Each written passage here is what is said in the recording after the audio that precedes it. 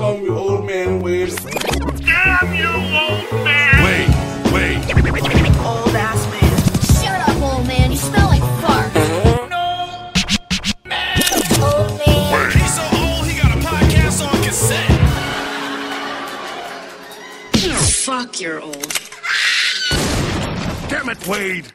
And welcome to the Old Man Wade Show. I am your host, the God of Stubborn, the Lord of Laughter, Old Man Wade, with my co-host, the pinnacle of political perfection, Super Wagabi. Yo! I'm trying to match your energy right now. To my left of me, we got Mr. Florida Man himself, Mr. Slump. Yo. Yeah, you got too much energy right now, dude. Yo. I mean, I was just trying to match y'all's energy. You didn't match our energy. You went higher. You ain't My bad. you ain't Obama when they go low, you go high. I mean, when they go low, we just kick them, right? Isn't that what we're supposed to do? Leg drop them motherfuckers. First of all, Leg drop all day. I'm not advocating any political violence today. Shit's crazy out there. Mm-hmm. Second of all, are you okay, old man? I'm good. How was your night? My night was fucking amazing. It sounds like it. You were here for some of it. Well, a little bit of You were here for that it. shit. I was a little bit inebriated. And I was wearing a fucking plush onesie. Yeah. Oh, my favorite Care Bear, by the way. Favorite Grumpy? Grumpy's easily my favorite Care Bear. Yeah. That shouldn't shock anybody who knows me. Mm-hmm. Grumpy's my favorite Care Bear. Eeyore's my favorite person in 100 Acre Woods. Yeah. Wow, this whole conversation just started crazy. Yeah. Oh man, zero energy. All we need is Sniper Steven. Cypress. Oh man. That motherfucker. So I walk in to my boy's house. Oh, this was great. And who said it? Who was the one who told him to do that? Was it Jelani? I think it might have been me. It might have been you. It might have been one of us was like he made the comment and we were like, yes, go do it. Yeah, because he was just like he had said something. Steven said something about because he's the only white guy with us, and he was just like I should make a joke about colonizing. We were like, yes, go up there and do it. And so me and Slump, we're sitting out there because like the way my house is set up, you can see the front door from where we were at, and we're both like little kids peeking around the door like he couldn't see us. And Steven opens the door. He goes, "Oh, sorry, Mark's house has been colonized." It's so gentrified. He's like, "Hi, I'm gentrification." Yeah, colonized. I just walked out. Whole different connotation. He's like, "Yeah, it's been gentrified," and fucking Super Bowl just falls. Yo, that was honestly the funniest. Like a night of funny moments. Oh god, that had to be the funniest moment.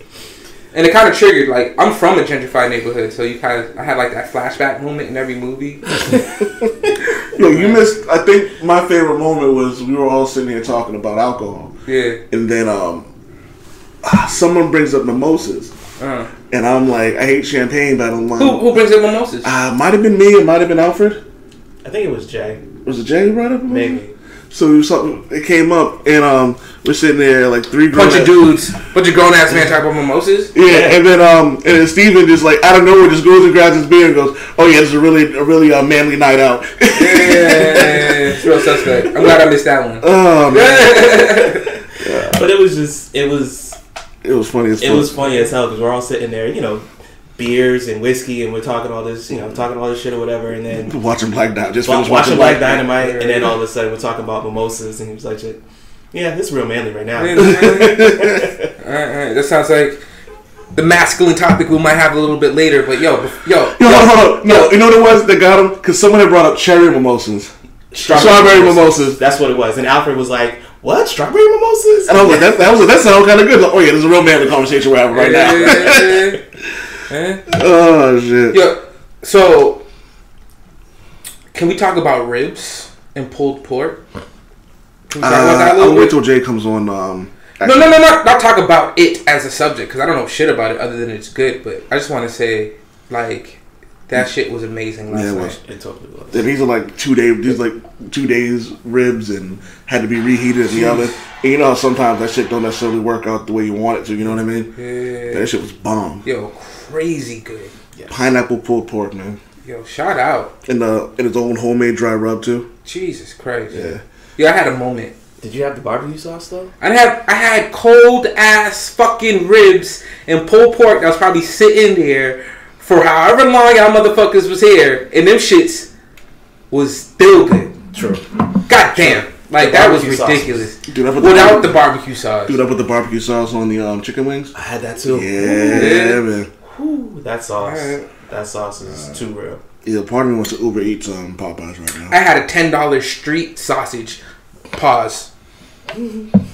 So you're talking about toxic masculinity and shit like that, and you're king of the pause here. Yeah, I love that word. Yeah, I'm straight. I'm cis. You know what I'm saying? Like I hate that word. What's that mean? Cis? Cis, yeah. I hate that word. It's just trash. It's a trash ass word. Why? It's just trash. It's like there's no pizzazz to it. It's just cis. It's boring. You need some pizzazz on it? Yeah, I need some pizzazz on it. On our labels? Yeah. Cis. No, that's still trash. That's all how you say it. Yeah. No, it's still trash. No matter how you say it. It's still trash. Cis. See? You put some bass behind it. That's Cis, bro. I'm going. That's still trash. Yeah. Ain't got nothing to do with how you say it. No matter how much voice you put in it, bass you put in your voice, it's still a trash ass word. I don't like the word cis. Okay. So what word would you rather? Shazazz. Shazazz. I'm a Shazazz male. I would go with Shazazz. I'm a Shazazz male. Shazazz? I'm a Shazazz and male. what would that refer to? Same definition of fucking cis, but it's just Shazazz. What's the definition of cis? Straight heterosexual person. Shazazz. Although I would fuck Ryan Reynolds. What's up? Although I would fuck Ryan Reynolds. So, I'm not receiving, but I'm pitching. so I don't think you're cis. Yeah, kind of. You know, there's. I'm not fucking any guy. Just only person I'd fuck is Ryan. Only male I'd fuck is Ryan Reynolds. You're a Ryan Reynolds sexual. I'm okay with that. Yeah, that sounds accurate. So what do you think about labels and masculinity and all that stuff? Big Jeff. Big Jeff. So I don't know. I feel like I've always been kind of in a place of being between different labels. Mm-hmm. Like I grew up in the hood. I went to school in the suburbs. Mm-hmm. So I had that duality of code switching to a much larger extent. Yeah. So when it comes to things like masculinity, I have certain things where I still fall in that category of being, you know, old school or, you know, traditional when it comes to, man should be this or that or that. But then I also have a lot of that new school stuff where, you know, people now are trying to pull pieces of masculinity and say, hey, look, this isn't right, and make those changes. I've already had those changes because that's just how I was raised. You know, I hear it a lot. I know, oh man, I know you've been frustrated a bit, and I understand it with like I'm always angry. You are a gentle soul. Yeah, because if I let that anger out, I'm not gonna be a gentle soul. So I gotta keep that shit deep down inside. Deep down. Hell yeah. Another sign of old school masculinity, right? That's another thing that we kind of like associate with masculinity. I don't keep my emotions deep down. I just keep my anger deep down. I let my anger out in certain places and certain times where it's proper, but just in terms of my emotions, I'm an emotional person. Like I'm not even gonna act like I'm not. Yeah. But I was gonna say, I know you've been frustrated with like humanity? that whole humanity. Humanity in general, but that argument about what men should do, what men are bringing to the table. I wouldn't say I'm angry about it, but I don't like the idea of in order to be a man you have to do certain things. Yeah. Like, you know what I mean? And I'm happy in my hypocrisy when I say things. I still think there are certain things that like I feel weird when my wife is doing. Yeah. I don't like her shoveling. Yeah. I'll do the shoveling. That's no problem. No biggie or something like that. I don't really like her taking out the garbage. She'll do it, but I don't like her doing it. Like, you know what I mean? I feel bad when I have to work late and it's snowing and she has to shovel. But on the flip side of that, I do most of the cooking now because my wife's at school. She's working, so I'm not gonna have her do all that. Come home and cook. Yeah. But like, we'll take someone like you, for example. Like you work on cars. Yeah. Like, you know what I mean. Like you do like a lot of hands-on shit. Some manly shit, man. I got calluses on my hands. Manly shit, like just for working with cars. Nothing else. You know, like manly shit or whatever. But like that's just the stigma of like you have to. You know, if you don't do this, you're not a man. Like, what does that mean? Like not being a man? Because I don't know. What does that mean? I got a dick. I'm a man. Yeah. Like, you know what I mean. But like, I also understand. There are certain things I just don't understand. Like, I don't understand Oh, I could just kill a man. Sorry. So when someone's born a woman, but they feel like a man, I accept it. Yeah. You know what I mean? But it's not something that I understand because it's not something that I go through. What so is my it? job Yeah. isn't my job isn't to understand. My job is just to be accepting. Yeah. You know what I mean? There are things that like people don't understand about like being black. Yeah. I'm not expecting you to understand. I'm not expecting you to understand. I'm just expecting you to accept it. You know what I mean? Yeah. Like if it's not hurting anybody, then why does it even matter? And that's where it came down with me. Do you have like Jeff? Do you have like a definition of manhood? Like A definition of manhood. I don't know that I'd say I have a definition, but I feel like there are certain characteristics which do define being a man. alright. Manhood, a stated period of being a man rather than a child. Qualities traditionally associated with men, such as courage, strength, sexual potency. Oh shit! Yo, men are horrible. Yeah, I bet you a dude wrote that. Manhood, sexual potency. Oh yeah. That's the definition given by. Actually, you know what? And while we're doing that, let's see what the definition of. And see, it's funny that Of femininity, would that be the womanhood? State or condition of being a woman. The qualities considered to be natural to women characteristics. Women considered collectively. What? That's a trash ass fucking definition. They don't even. It says the qualities considered to be natural to or characteristic of a woman. Like They don't even get like. nah, they don't even get that deep into it. It's just like, oh, this, you know what I that was mean? definitely written by a man. What the fuck, man? Womanhood. Being a woman.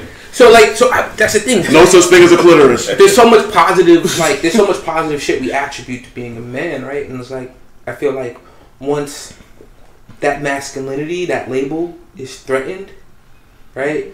A lot of us get really upset, and it makes sense because masculinity is tied into fucking, what do you say, sexual potency? Like if somebody says you're not a man, like they're coming at everything. So, Right. what do you think? Do you think that that's obviously not a good? That's obviously not a healthy way, right, for us to run a society, right? We're learning a lot of that, like a lot of issues are coming from that, right? Like from that hyper masculinity, whatever, right? So, as men, like, do you think that one, do we have a responsibility to change that, and then two, like, if we do, like, how do we change that shit? Do you want me to go first? I think we have. I think we do have a responsibility to change.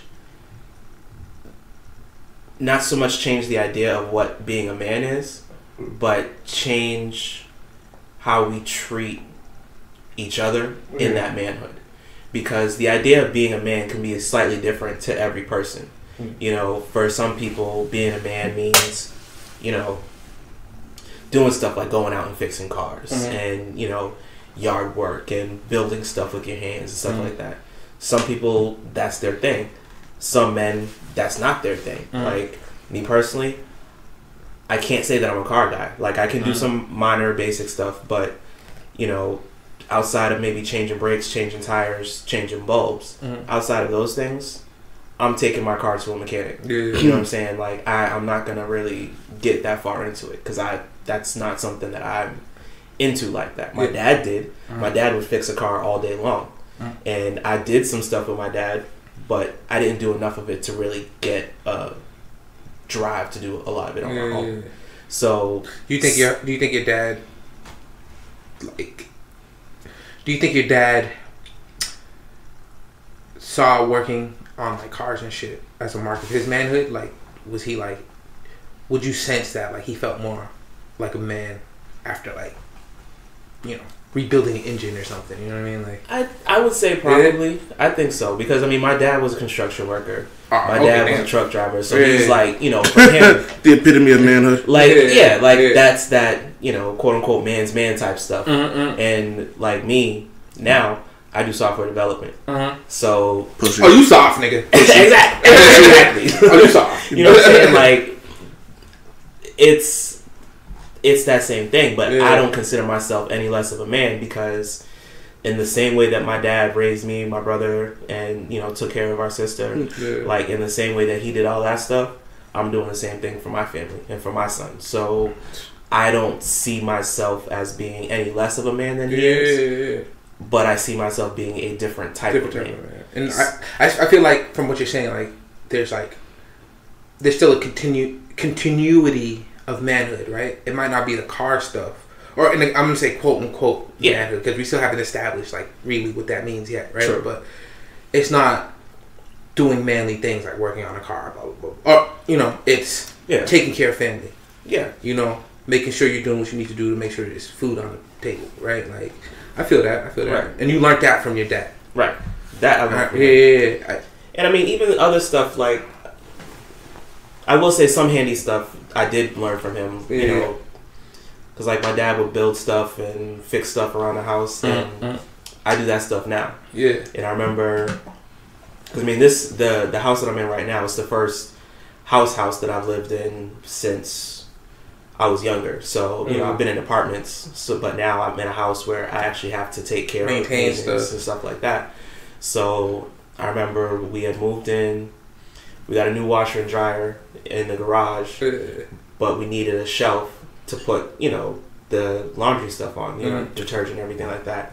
So, I went out, I bought a shelf, I drilled that motherfucker into the wall. Doesn't count. Doesn't count. Doesn't count. You didn't take you didn't take that shelf, you didn't like chop down a tree, you didn't like saw the wood into it. It was level it with a plane. Not even a plane. You know what he had to do? Yeah. He actually had to go make the metal himself too. Right. And then turn that metal and shape it into an axe. Lose the tip of your pinky. Yeah, lose the tip of your pinky. Like so. You didn't do shit. I realized that. But I felt like Tim the Tool Man afterwards because I was like, I put the shelf up. It's level. It's even. I feel good. Walked into your wife's room. Put the kid to bed, dick swinging like I just put up a shelf. Actually, this was before he was born. Oh, so you just walked in, dick swinging. I just walked in, dick swinging. Yeah. So do you guys think you're born a man, or is it something that you have to learn? Because you're a man. Like you. No, you have to learn it. You have to learn. I don't know. I think there's a difference between. And I'm going to say the same thing twice. I think there's a difference between being a man and being a man. Like, you know what I mean? That's deep. It is. Because I actually see where you're coming from. You know what I mean? Like, I was born a male. I have a penis. Like, you know what I mean? I grew up a man. I identify as a male. Like, you know what I mean? If I was gay, that doesn't make me any less of a man. Like, you know what I mean? Gay is not an insult. Did we establish that when we can get into that, though. We can definitely get into that. But there are certain things where you have to if you are in a situation where you know that you can protect somebody, that's being a man. Like, you know what I mean? Like, I'll protect my wife. Like, you know what I mean? As the bigger, stronger person, like, I feel it's my job to do that.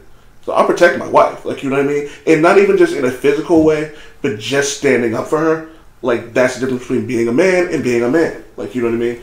So, there was also a cartoon, and the guy goes, in order to be a man, you must have honor and a penis. And, but like... The cartoon is that? I forget. Was Saturday morning, John? No. Anime shit. So you eating your Cheerios as a kid and you just do a dick out? You know what I mean? But like, with that being said, the characteristics that I just named, if you have two females who both identify as female, and one's protecting the other, that's not man shit. You know what I mean? Yeah. What is it? It's honor. Yeah. Like, you know what I mean? I think the term manhood has taken on something that it's not. But that's what it seems from that definition you read. It's like they associate manhood with all this other shit. That's a lot of pressure, bro. You know what I mean? Like, I don't want to be sexually potent all the fucking time, bro. No, like sometimes, it's an off day. I don't. Like, I'm tired. I just work. I'm tired, bro. Like, what? You know what I mean? But I think it's a very outdated term. You know what I mean? Like, manhood? Manhood is an outdated term, I think. But it's like, the term manhood isn't outdated, but I think the definition itself is outdated. Like, you know what I mean? Okay. So Jeff, I was gonna say you made an expression. You can't make faces on the Old Man Way show. It's gonna get pointed out. Oh yeah, So- I know it was gonna get- Well, because no one can see the faces. Yeah. So That's fair, and it was, you know, when you made that, the statement saying, what did you say? You said manhood is Outdated term. Outdated. Yep. An outdated term. And when you changed it, that's why I was like, okay, because when you said manhood was outdated, I don't think manhood in and of itself is outdated, but the definition of the term, I feel, is definitely outdated, because there's still, while there may be changes in, you know, the quote unquote gender roles, and I feel like a big part of that is what people associate with manhood. You know, like you said, taking out the trash. I don't like my wife taking out the trash either. You know, so I try most of the time to take it out, and if I see her getting ready to take it out, I tell her, "Hey, I got it." You know, why is that? Like, so two both of you guys said something similar, and I agree with these statements. But you said you don't like seeing your wife take out the trash, and oh man, you said you don't like seeing your wife shovel. Why is that? Unfortunately, it's a stigma. Like, there are certain things that I can. Like I said, I'm happy at my hypocrisy. Like, I know there are certain things that I know.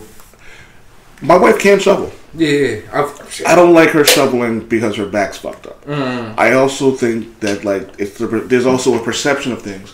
If, like, for example, when I had my back surgery, I hated when we used to go shopping, because after I got out, because I was using a walker for the first like week and a half. So after I could get up and start walking again, she would have to take the groceries in. Now, so like, imagine you didn't know me and you drove by and my wife's got like 2 arms worth of groceries. Yo, I judge dudes so hard. If I see a dude, if I see a dude in the passenger seat and his girl pumping the gas, man, if I see, like, I don't drive and I always pump my own gas. Especially if you're not driving, you know what I'm saying? Especially, dog. Like even I'm driving most of the time with my wife and I'm pumping the gas. You know what I'm saying? It's just one of those things you do. But that doesn't necessarily mean. But it's also one of those things where I'm judging y'all.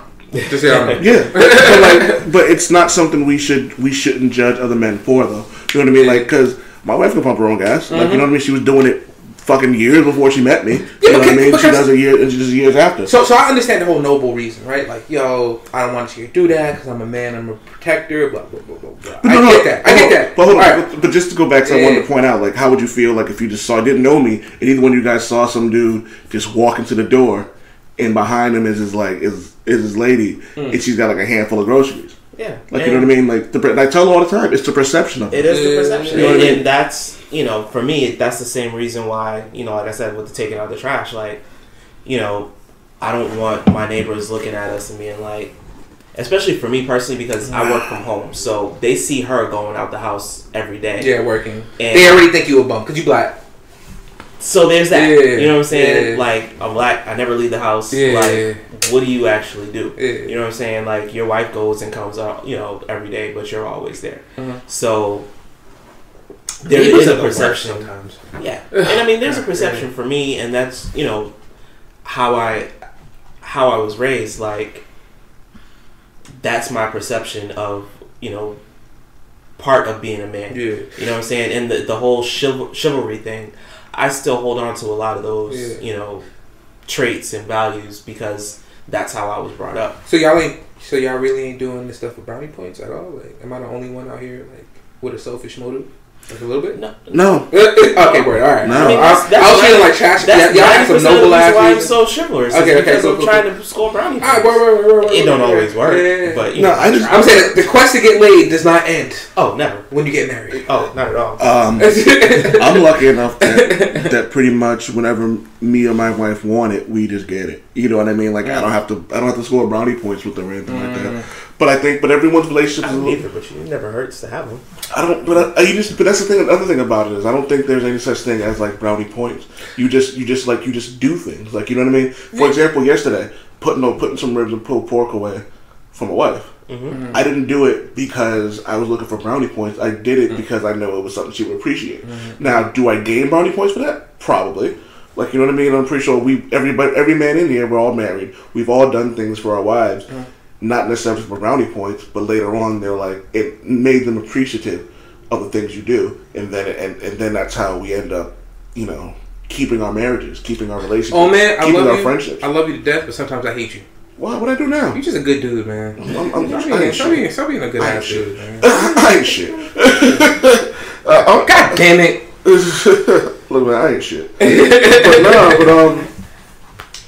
I think a lot of it, but I think that's what it is, though, man. I think that we have this idea of things a man is and isn't supposed to do, and a lot of women, and it's funny because there's a contradiction I've noticed a lot of time with women. It's like they want all the things that come with being, they want all the things their significant other who's a male to do, but there's also this thing where it's like, I can't even say that because I'll give you an example. And again, I can use my relationship as an example. When me and Maria first started dating, I hated going out when I couldn't pay.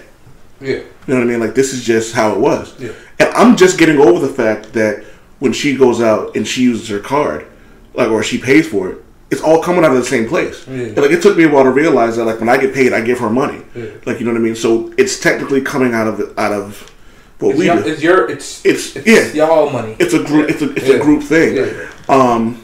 And so for a while, the money I was spending, money I was giving to her, that was going directly into our savings. Yeah. Just nothing else. I give her money, it goes to the savings.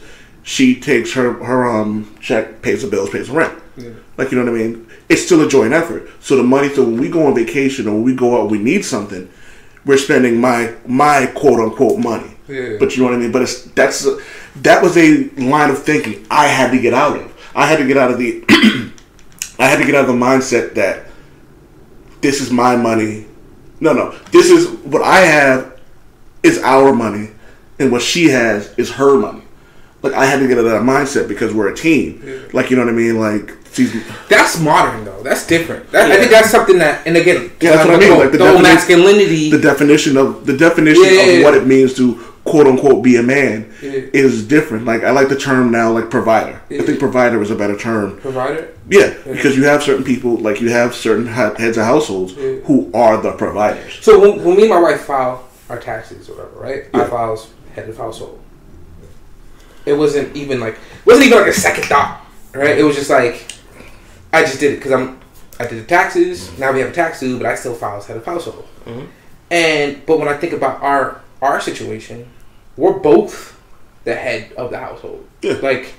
You know what I mean? We're both contributing. And I was having a conversation with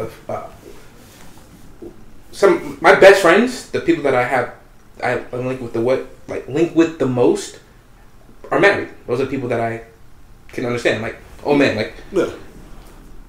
You might send a text or whatever. We might something that we can relate to on a marriage tip, or we won't even have to say it. I can't do this right now, and automatically I'm all right, he's married. I don't know what it is, but married people got shit. You know what I'm saying? So my thing with you is always family first, dog. Exactly, and so we can relate with people that are that we can have conversations and relate to people that are married, other men. And so I love these conversations. So I'm having this conversation with my best friend, and we're just talking about finances and all this other stuff. And some of our friends that aren't married, right? Neither one of us are rich. Neither one of us. We all have a long way to go as far as goals, financial stability goes, right? Right.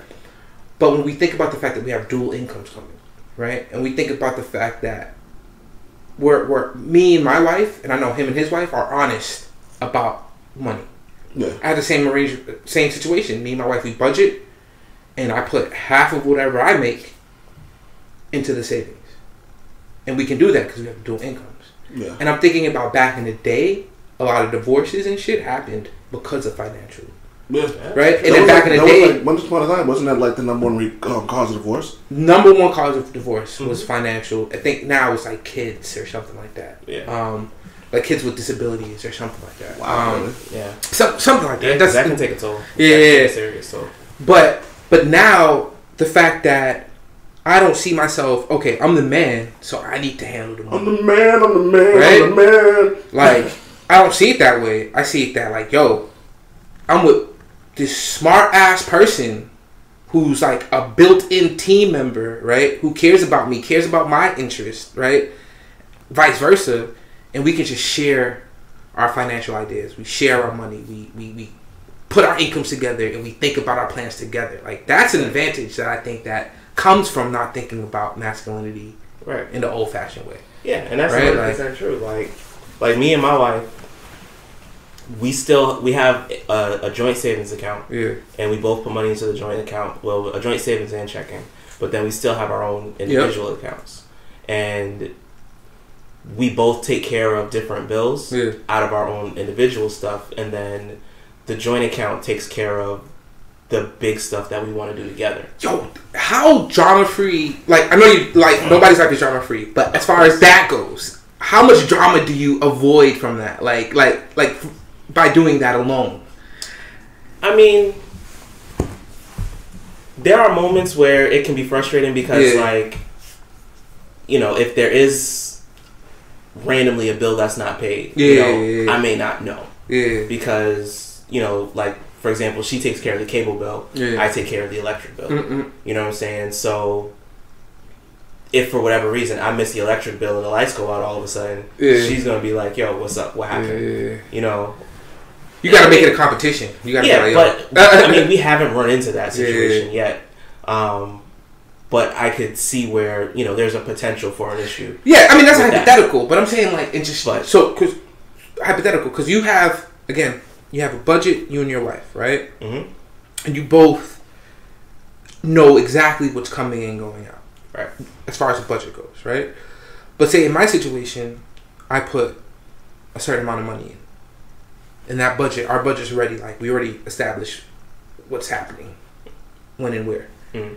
The money that I keep, that's my money, right? Like, I'm not going to go crazy, but I know for a fact there's a lot of situations where, in relationships, where one person in a relationship, like, why'd you spend money on that? Yeah, that's true. Right? You know we can't afford that. Why'd you do that? Right. Or dudes hiding that they spent money on this and that and that and that. Well, like, I also think that there's also people who spend, like, frivolously, like, and they don't have it. Mm-hmm. Like, for example, I wanted to buy the new NBA 2K. But I'm like, one, meh, whatever. Mm-hmm. But two, like, can I afford to spend that $60? Like, you know what I mean? Mm-hmm. So I know not to spend, like, frivolously. Would you have done that? And this is another question, because we're talking about being able to spend money because you have dual incomes. But then the responsibility, right? That when somebody else is in your life. Do you think you would have that same responsible attitude towards money if you weren't married? Absolutely not. Yeah. Right? I know I was terrible with fucking money. That's one of the reasons why, like, I give my wife the money. I'm like, here, you do what you need to do with this. Yeah. She tells me she'll tell me what she's spending the money on. Yeah. But I trust her, so, like, if she doesn't tell me, it's not that big a deal to me. Mm-hmm. It's like, it's all coming out, like, if the lights are off, that affects us both. The cable's not off, it affects us both. Like, you know what I mean? Like, the bills that I have to be paid, they affect us both. Mm-hmm. So it really doesn't matter to me, like, how they get paid, just as long as they get paid. Right. Like, for example, like the last couple of weekends last weekend was Comic-Con, so Which was so much fun, by the way. Yeah, so I spend money. So we spent money that, like, not necessarily we would normally spend on the weekend. Yeah. Yesterday. Oh, we spent a lot of money that weekend. Yeah. So, I mean, so like this weekend, like, I knew I had an X amount of money to spend, and my wife was like, "Hey, transfer money now." So you don't have to worry about doing it later and then going, oh shit, like, I'm $100 short. You know what I mean? Yeah. So it's one of those things we kind of prepare for. So since we know certain things are coming up, we prepare for them. Yeah. So, like, I won't go out. I don't really go out anywhere, but we won't go out to eat. We'll make sure that we're cooking in house instead of going out to eat and things of that nature, because all of that stuff is affecting our household. Yeah. And I've seen relationships where someone will be like, yo, my significant other just spent $1,000. That's crazy. Yeah, and it's like, without even, like, consulting them, like, you know what I mean? Mm-hmm. Like, we have the money to just spend $1,000, but that doesn't. No, let me rephrase that. The household has has the money to spend things like that. I don't have $1,000. Right. You know what I mean? It's like, just to be spending like that. Even when I said, like, even though I have my money that I keep to myself, right? Say if I want to, like, everybody knows I smoke weed. I want to buy a little butt, right? I'm gonna hit at my wife and go like, yo, you mind if I spend this on that? And she'll let me. She'll remind me like, oh, we decided we're gonna go out this weekend, so probably not a good idea, right? Like if it wasn't for her, that shit would have been spent twice. You know what I'm saying? Like same thing with me. Like like for example, beer. Yeah, I enjoy beer. I'm not a smoker. I'm a drinker. So if I have X amount of money, which I'm still terrible at, if I have X amount of money, I need to remember that I can't spend. Like I try to give my wife money immediately. So it's like, all right, so bills set, rent set, cool, we're good. Like, you know what I mean? But I can't just spend like money just frivolously because, like I said, what happens if I spend 90% of my check? It's like motherfucking rent's due. You know what I mean? Like bills got to be paid, and we're not like, you know what I mean. Maria pays the bills early, so like these are I can't think like that. Like, you know what I mean? Especially like with the this weekend coming up and the weekend we're at now and last weekend. I felt bad because I forgot that all of my personal bills that come out of my account, 90% of them come out of like that last weekend. So I was like, fuck, that was like $300 that I completely forgot about. $300 that I wanted to spend on a con. Right. Thankfully, we have the security blanket that we built together.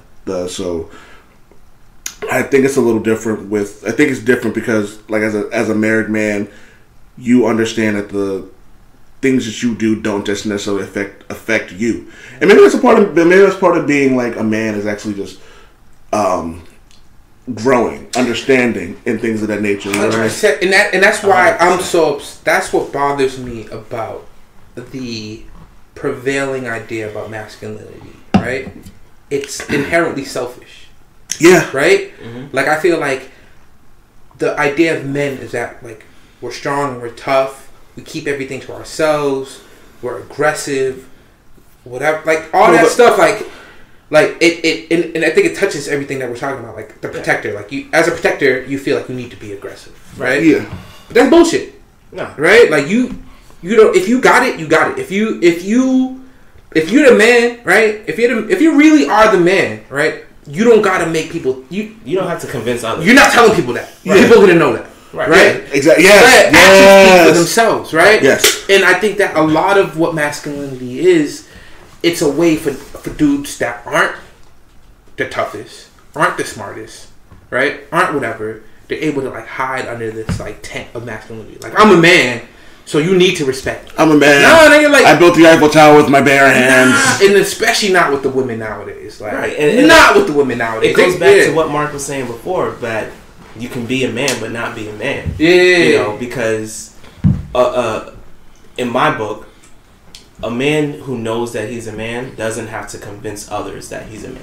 100%. You know, and those that are out there, you know, trying to convince everybody, the ones who are the loudmouths talking all the junk and, you know, super aggressive and everything like that, you're not a man. You know what I'm saying? Like, I worked as a bouncer at a bar for a while, and I'm a small dude.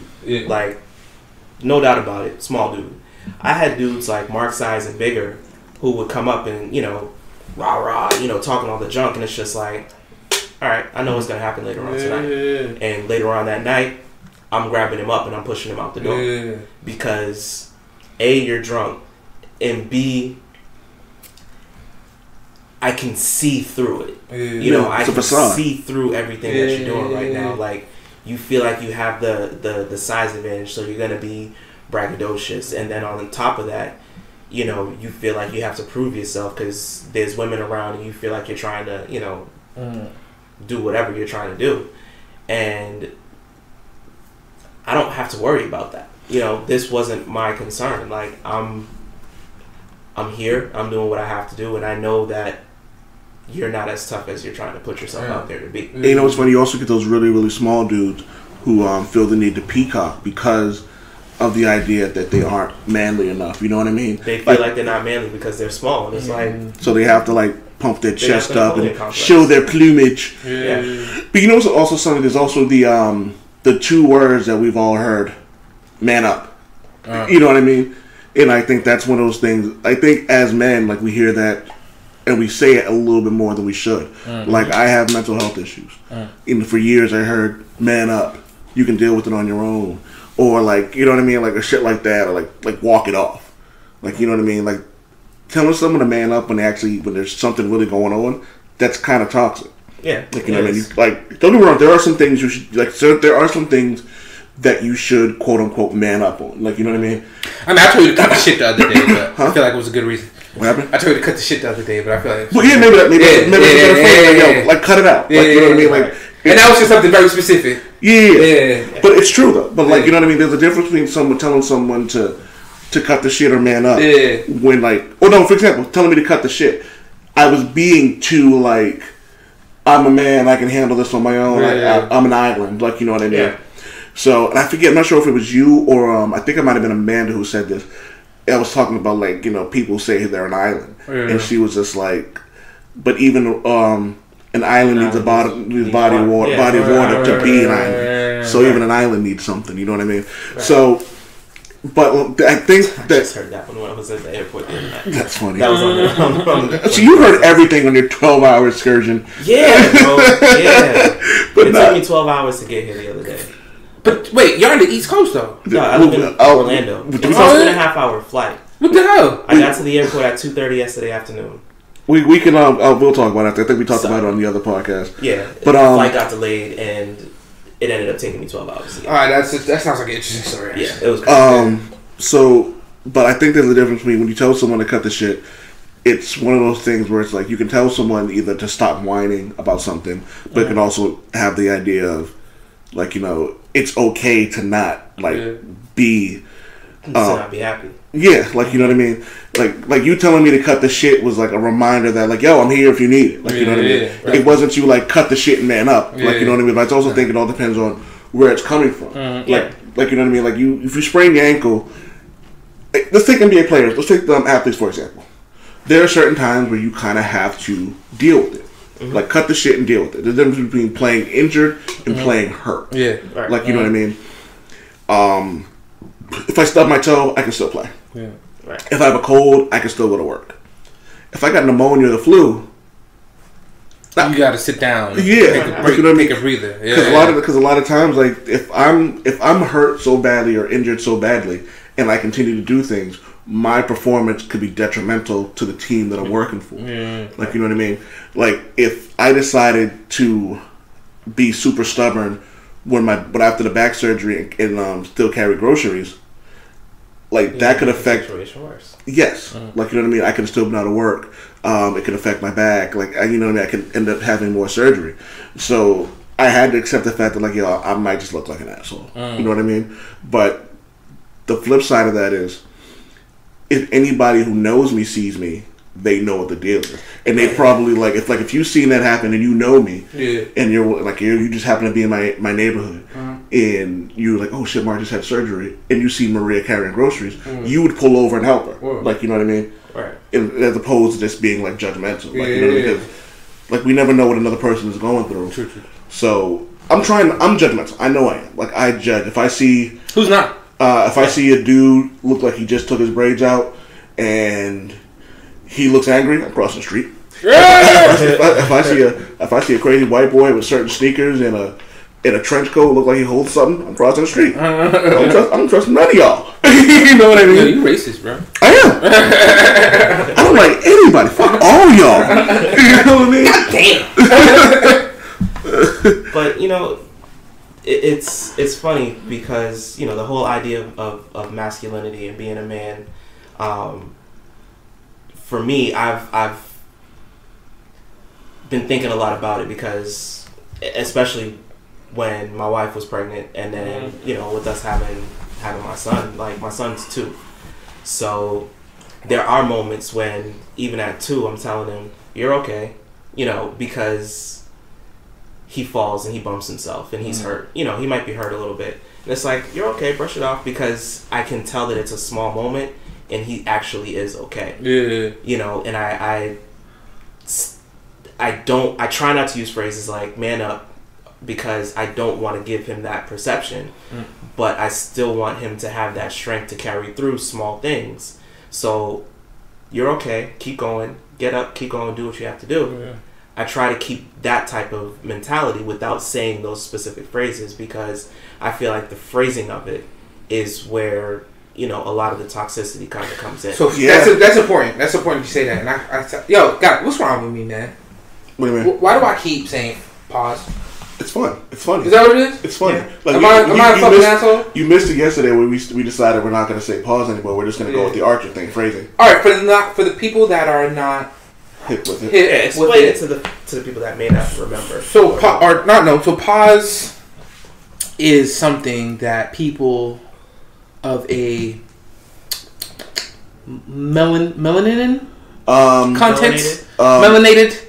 Top definition for pause. Yeah. Said after something that may or be taken as homosexual. Yeah. Example. Pull it out. Pause. Yeah. We used to say what I said last night. We used to say no homo, and I'm gonna be real with you. Like, I felt the type of way about that too. Yeah. You know what I mean? And I think that's kind of where it came from, because it was you said no homo, and if you didn't say no homo, someone would say pause. So why did we say remind you, like, well, I think as black men, like, I don't know any woke, not woke, Democrat, Kanye. They all say pause. I say it's one of my favorite shits to say. Well, I think there's a difference, I try to put that under the same phrase as, like, when we used to use the F word to describe someone homosexual. I don't use that word. I try my best not to use that word anymore because it's offensive, and I don't even use it in private because I wouldn't want someone dropping the N-bomb in private. Like, you know what I mean? It's offensive. It's a word. It shouldn't be used. Period. So with, like, pause, I don't think the people who I hang around, they say it jokingly. Like, you know what I mean? But I also think that it's a little different. I still think it's intolerant. Like, so I got a question. So I know you hit the term. I'm a cis man, right? Mm-hmm. Shazazz. I'm a shazazz. Do I use jazz hands when I do that too? Okay. I think you probably should. I'm a shazazz man. Yeah, I feel like that works. I like that one. Which means I was born male, right? Yes. I'm attracted to women, right? I am not attracted to men or masculinity at all. Beards gross me out, even though I have one, but I don't want to feel another dude's beard on my face, right? That's fair. And two dudes having sex, to me, it's not something that I'm interested in any way, shape, or form, right? It doesn't matter if I care about it, right? It shouldn't matter what I think about gay sex or gay people or whatever, right? Other than the fact that gay people are people, and they should be allowed to love and have sex with whoever they want to. But I'm pretty sure, I know for a fact, because I know for a fact that there's gay people that are turned off by straight sex, right? So if I say something jokingly, right, that might imply, and it doesn't even imply, we say this shit, like, I can say hot dog, and niggas gonna be like, pause, Yo, nigga. pause, nigga, right? So it's not even anything serious, right? But at the same time, I understand what old man's saying. It could be and should be seen as offensive. Yeah, and I mean, I personally don't use pause as much anymore. Yeah. More so, kind of like to what he was saying, I've switched to the whole Archer phrasing thing, which to me is a little bit more encompassing, because it's not just like something that can be taken as homosexual. It's are we insecure? In general. Are we insecure? Are we insecure by saying it? Are we showing our insecurities? Well, are we showing that the fact that we can't be seen even implicitly, like, are we talking indirectly, about we in the room, or we as, like, we in the aggregate? So we as in a general sense. In like, general. that's just like, I mean, in the room, I say pause all the time. I don't say it out of. I don't think I say it out of insecurity. Well, I think there's a difference between, like, I think it was bred out of insecurity. Yeah, it was bred out of that, and I think of the people that still use it, it might be a 50-50 split, where, you know, half of the people are saying it's still from that place of insecurity, but for those that are more open-minded and more comfortable and secure in who they are, they're saying it out of habit or irony. All right, and to some extent. So I'm going somewhere with this, and the reason why I said this because we talked about this earlier. Last week, somebody called me gay, right? And which whatever. Okay, all right. So my response was, "I'm the gayest," right? Like, and then I'm like, "Oh, you're one of those dudes that use gay as an insult." So for me, I don't see somebody if somebody called me gay, like I'm really gonna laugh. Like I'm gonna go like what does that mean? Like, and especially for the reason why he called me gay because I used a word he didn't understand. What word did you use? I said word salad because he was saying a lot of shit, and I'm like, yo, I don't know. I was like, I don't know if I should judge you. Like I'm trying to gauge your intelligence, but based on your word salad, I don't know. So he was like, word salad, nigga, you gay. How is that even? I don't even understand. I mean, I can't say that I've heard the word before. The term, it's a term. I can't say I've heard the term before, but context clues. To me, it sounds like all right. The combination of words that you're using, just random words thrown in a bowl, right? Yeah. You're using root words, like you're using like the root of a phrase. Like I feel like you should be able to put 2 and 2 together on. But he couldn't. He couldn't, and his main go-to was you're gay. You're gay. Right, Okay, and that then, doesn't make any sense. And all right. old man, I had to hit up old man. I'm like, yo, or I either hit you up or tagged you in a post or some shit. It'd be one thing, I guess, if you said, "Let me toss your word salad." Maybe, I don't know, but even that, a bunch of people a bunch of people commented that, like as clowning on him, and I'm just like, yo, our idea and I'm talking about black, because he's a black dude, black men. Okay. Our idea of masculinity and what we associate it to is so fucked up. Yeah, you know what I'm saying? Like, but you know what? And the fact that we say pause normally. Like pause is a normal part of our vernacular, right? And I'm thinking about it more based on this conversation, right? Right. And we see gay as such a. We see the loss of our masculinity of our manhood as such an affront that if somebody says a thing that we don't understand, we're gonna automatically call them gay. Right. Like that shit's crazy to me. So as an insult, gay is not an insult. Gay is not an insult. But the funny thing about it, and this just came to me. Phrasing. Well done, sir. Well done. I think part of that, and this is, I realize, kind of a deep reach, but I think part of that actually kind of stems from the mass incarceration of black men. All right. So let's get to that. We going there apparently. We going there. Yeah, I'm taking it there. Preach, brother. I'm taking it there. All right. When you think about the prison life and the prison culture, you know, the idea of being a female, or being categorized as effeminate in that life puts you at risk, and there's an association of, I think in general, of being a gay male with having certain female characteristics or qualities. There's an association there. So with the large numbers of black and brown people that are incarcerated, and that's your life, that's your atmosphere, your world, you don't want to be considered as being anything remotely close to gay because you don't want that in your life. And it's close to home. We all know somebody that got arrested. We know, we heard the stories and shit. Yeah. And then when you bring that back to, general, well, not general population, but back to outside life, you're outside of that prison system, and you bring that to your regular life, because it's so ingrained in what you've dealt with being in the prison life, it becomes part of your world outside of that. And we all know, disproportionately the number of black men that have, been in the system or been through the system at some point in their life. Yeah. And, the way that affects us, whether it's directly or indirectly, like you said, everybody knows somebody who's been arrested. Yeah. I mean, I think they say statistically 1 in 3 black men have been arrested at one point in their life. I'm gonna be real with you. My main motivation. And I'm saying that for a reason. My main motivation right to now. like, I was never like the greatest kid, whatever. Like, don't get it twisted, but like that really kept me out of trouble was a fear of rape. Right, like that was like the fear, like, yo, I'm not going to jail. I'm not going to jail because I don't get want to raped. Yeah, that was, you know what I'm saying. So that's part of that's in the zeitgeist, right? Like, right. And it's funny because I said that for a reason.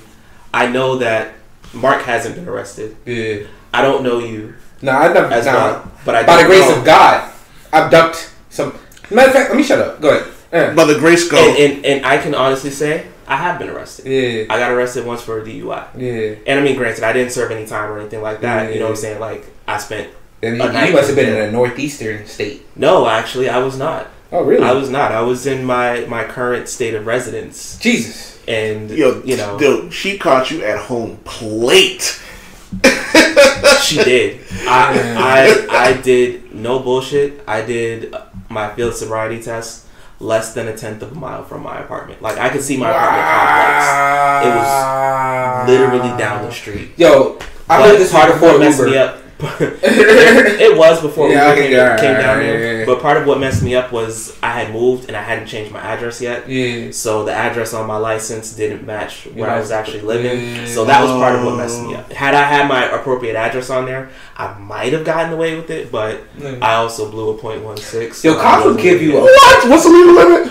0.08. You had a 1.6? You had twice the legal limit. Yeah, I probably wouldn't have gotten away with it. What the frick were you drinking? Everything. Honestly, that night I had a whole lot of Appleton. Okay. Yeah. That's, Jamaicans make a good rum. You know what I mean? Yeah. They make a good rum, bro. Yeah, man. He doesn't like Appleton at all. Really? Yeah, but it was hating on the Jamaicans, bro. It was the estate too. So it was the. Oh, you had the official. The official. Yeah. I drank a lot of it that night. And that drink's potent. It is. Yeah. It is. So yeah, I definitely. I earned it, but I might have, like I said, been able to get away with it. Don't go with this advice. This is not advice, actually, but I will say this as an observation. Cops give you a lot of leeway when you're close to your house. And that's why I said I might have been able to get away with it. But don't blow. At least in Florida. Phrasing. Don't blow. Because... And the Old Man Wade Show does not advocate drinking and driving or driving under the influence. The more you know. But as a note, in Florida, yes, if you refuse to blow, they'll automatically suspend your license. But you have a leg up because you can't. They don't have that.